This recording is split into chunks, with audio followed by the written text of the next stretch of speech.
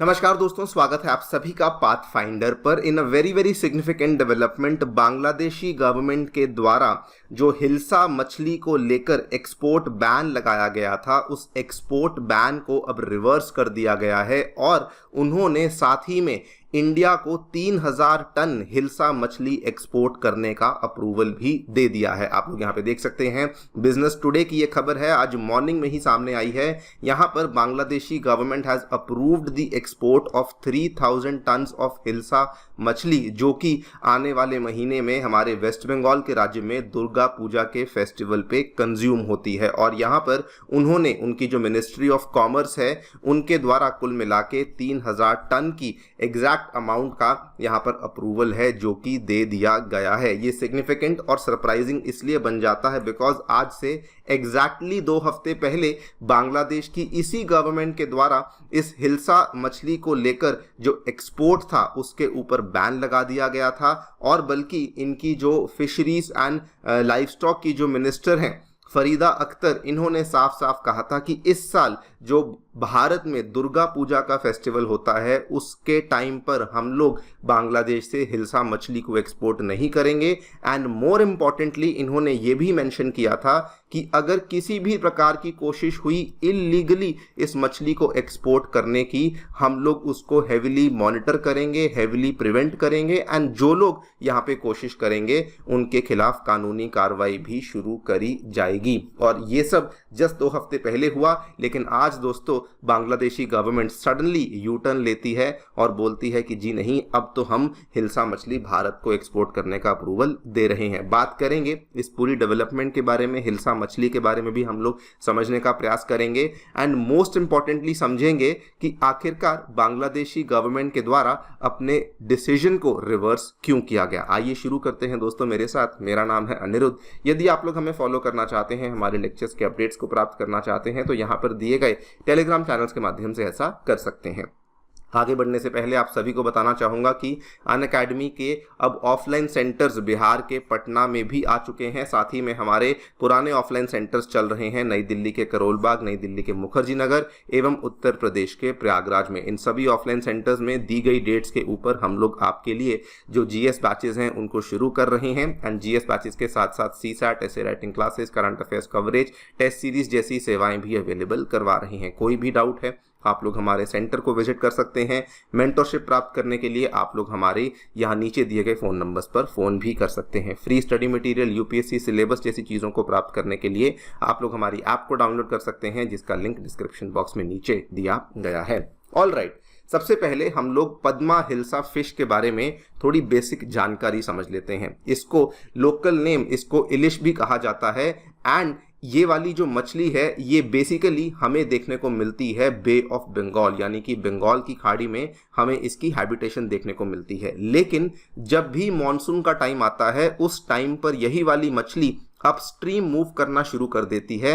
And upstream move करते करते ये बेसिकली ऊपर को जाना शुरू करती है। और जो पद्मा नदी है, ये वही वाली गंगा नदी जो कि आगे बांग्लादेश में जाके पद्मा कहलाई जाती है, ये उसके अंदर जाना शुरू कर देती है। और इसीलिए चूंकि ये पद्मा नदी के अंदर जाना शुरू करती है, इसको पद्मा हिल्सा फिश का नाम यहाँ पर दिया जाता है। लेकिन इसमें प्रॉब्लम क्या हुई, आज से कई साल पहले, ऑलमोस्ट 50-55 साल पहले की बात है, यहाँ पर फरक्का में एक बराज बना दिया गया था, जिसकी वजह से ये वाली जो हिल्सा फिश है जो कि अपस्ट्रीम मूव करती थी, वो यहाँ पर आके रुक जाती है। यानी कि ये वाली जो हिल्सा फिश है वो केवल और केवल हमें बांग्लादेश में ही देखने को मिलती है।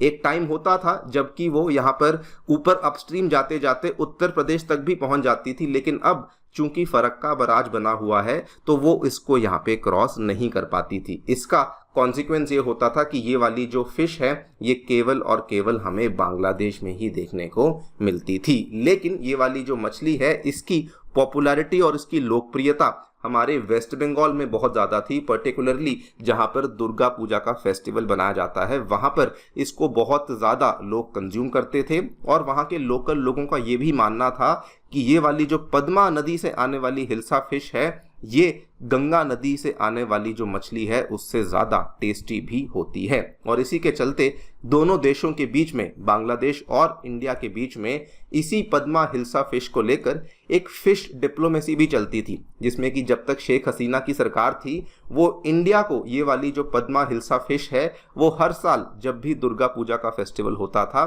भारी मात्रा में इसका एक्सपोर्ट इंडिया को करते भी थे। लेकिन दोस्तों सडनली क्या होता है, जैसे ही शेख हसीना की सरकार गिरती है अभी पिछले महीने अगस्त में, उसके बाद सितंबर के महीने में जो नई इंटरिम गवर्नमेंट है उन्होंने यहाँ पर बोला कि हम लोग तो जी आपको जो पद्मा हिल्सा फिश है वो अब इस बार एक्सपोर्ट नहीं करने वाले हैं। फिर भले आपका फेस्टिवल सीजन हो, कुछ भी हो, इन्होंने यहाँ पर बोला कि हमारी डोमेस्टिक डिमांड बहुत ज़्यादा बढ़ चुकी है, हमारे पास इतनी सप्लाई नहीं है और इसीलिए हम लोग इंडिया को ये वाली Padma hilsa fish basically export नहीं करेंगे। आप लोग यहाँ पे देखिए ये वाली डेवलपमेंट जस्ट आज से 2 हफ्ते पहले की है। वेरी वेरी इंटरेस्टिंगली इनकी जो लाइफ स्टॉक और फिशरीज की नई मिनिस्टर हैं फरीदा अख्तर, इन्होंने ये भी कहा कि हम लोग इसका इलीगल एक्सपोर्ट भी नहीं होने देंगे, अगर किसी प्रकार का स्मगलिंग होता है उसको भी हम लोग यहाँ पर heavily monitor and heavily prevent करेंगे। लेकिन दोस्तों इंटरेस्टिंगली क्या होता है, जब जैसे ही ये चीज़ देखने को मिली इमीडिएटली हिल्सा मछली की स्मगलिंग होना शुरू हो जाती है और इंडिया बांग्लादेश के बॉर्डर के बीच में इसकी हमें भारी स्मगलिंग देखने को मिलती है, जिसमें कि बांग्लादेश की जो वहां पर बॉर्डर पे फोर्सेस हैं उन्होंने रिसेंटली 900 केजीज के आसपास की हिल्सा मछली को यहां पर कैप्चर भी कर लिया। जब ये देखने को मिला इमीडिएटली बांग्लादेश के द्वारा अपने डिसीजन को सडनली रिवर्स कर दिया गया। आप लोग देखिए 22 सितंबर की ये खबर है, 3000 टन्स की मछली का एक्सपोर्ट इनके द्वारा ऑफिशियली अप्रूव कर दिया गया है। अब इसके पीछे, रिवर्सल के पीछे रीजन क्या है? एक रीजन तो ये था कि कितनी भी कोशिश कर लें ये स्मगलिंग को रोकना, कंप्लीटली रोकना काफी मुश्किल था। लेकिन दूसरा बड़ा रीजन यहाँ पर यह था कि बहुत सारे जो बांग्लादेशी एक्सपोर्टर्स थे जो कि हिल्सा मछली को भारत को बेचकर पैसा कमाते थे, कमाई करते थे, उनको काफी नुकसान हो रहा था। ऑब्वियस सी बात है, हिल्सा मछली बांग्लादेश में जिस दाम पे बिकती है उससे कई महंगे दाम पे ये भारत में आके बिकती थी, क्योंकि फेस्टिवल टाइम था और लोग इसके लिए ज़्यादा पे करने को भी तैयार होते हैं और इसीलिए जो एक्सपोर्टर्स थे उनको काफ़ी नुकसान हो रहा था।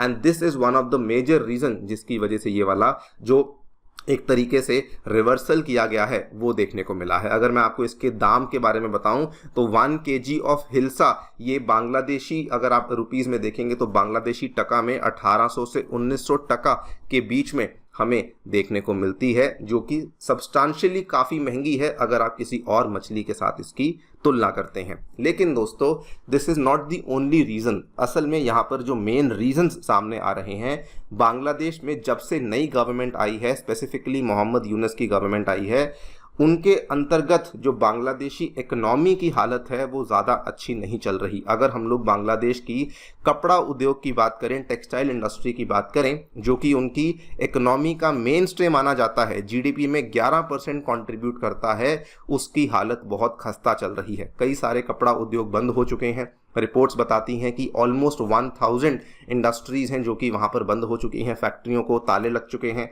और वहाँ से बहुत सारे लोग अब शिफ्ट हो रहे हैं और उसका जो फ़ायदा है वो कहीं ना कहीं भारत की टेक्सटाइल इंडस्ट्री को भारी मात्रा में देखने को मिल रहा है। इवन बांग्लादेश में जो फ्यूल की प्रॉब्लम है वो भी बढ़ चुकी है, बिकॉज वो फ्यूल काफ़ी मोटे तौर पे इंडिया से लेते थे और इंडिया ने भी जैसे ही यहाँ पे शेख हसीना की गवर्नमेंट गिरी तो एक ऑयल पाइपलाइन थी जो कि इंडिया एक्सटेंड करने वाली थी, उसके एक्सटेंशन को भी इंडिया ने मना कर दिया कि हम लोग इस ऑयल पाइपलाइन के प्रोजेक्ट को आगे एक्सटेंड नहीं करेंगे जब तक बांग्लादेश में पॉलिटिकल क्राइसिस चल रही है। तो ये सारी की सारी चीज़ें हो रही थी। ऊपर से भारत की जानी मानी कंपनी रेमंड ने भी अनाउंस कर दिया कि हम लोग भी हमारी जो फैक्ट्रियां बांग्लादेश में हैं उनको वहां से बंद करेंगे एंड भारत में आकर के शिफ्ट करेंगे। तो ये जो बहुत सारे इकोनॉमिक रीजंस हो रहे थे, this is one of the major reason कि बांग्लादेश अब और अपने रिश्तों को इंडिया के साथ ख़राब नहीं करना चाहता एंड इसीलिए वो अपने एक्सपोर्ट्स को और ज़्यादा नेगेटिवली अफेक्ट नहीं करना चाहते अगर वो इस तरीके से रैंडम और अब्रप्ट बैन्स लगाते हैं।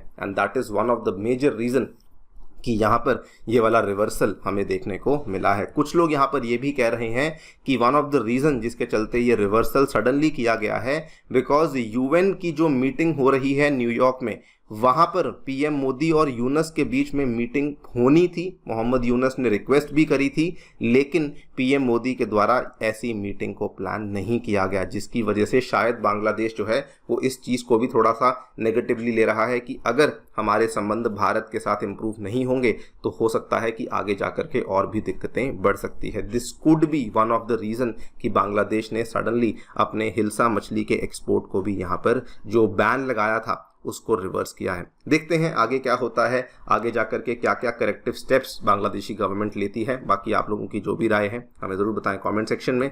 Thank you so much for listening, stay tuned and stay safe.